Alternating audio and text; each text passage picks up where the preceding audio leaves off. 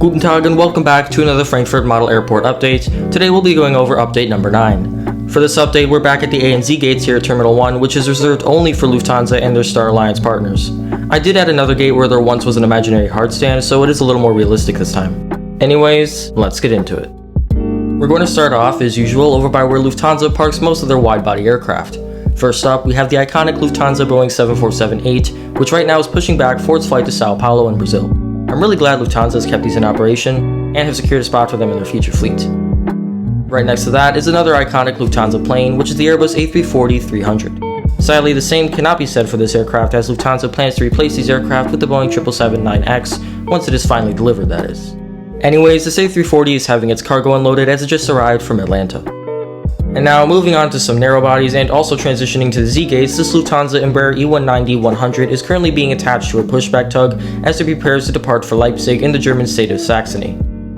Following that, we have the Aviation A320-200CO, which right now is awaiting on a freight tug to come over and collect the aircraft's cargo as it just came in from Athens. Moving on, we have this Croatia Airlines Airbus A319, which right now is having its baggage unloaded as it just arrived from Split, Croatia. Croatia Airlines has just taken delivery of their first A220-300 aircraft, with more on the way, so congratulations to them on that. However, while this is an important milestone for the airline's fleet, this also means that aircraft like the A319 and Dash 8s might be retired. If that is true, that definitely would be pretty sad, as Croatia Airlines is one of the handful of operators left of the Canadian-made aircraft type in Europe. After that is this massive United Airlines Boeing 777-300ER in the now outdated but still exquisite Continental merger livery.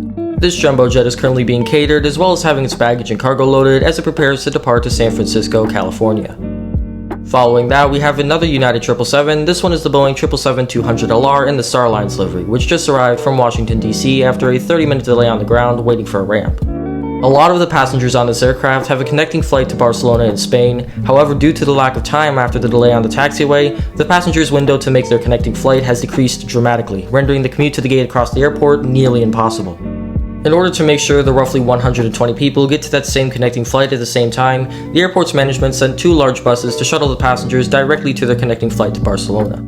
And finally, for the Z gates, we have yet another United plane, this one being the Boeing 787-10 Dreamliner. Right now, the aircraft's baggage is being unloaded and a cleaning crew has just arrived to cleanse the cabin, as this aircraft recently came in from Chicago.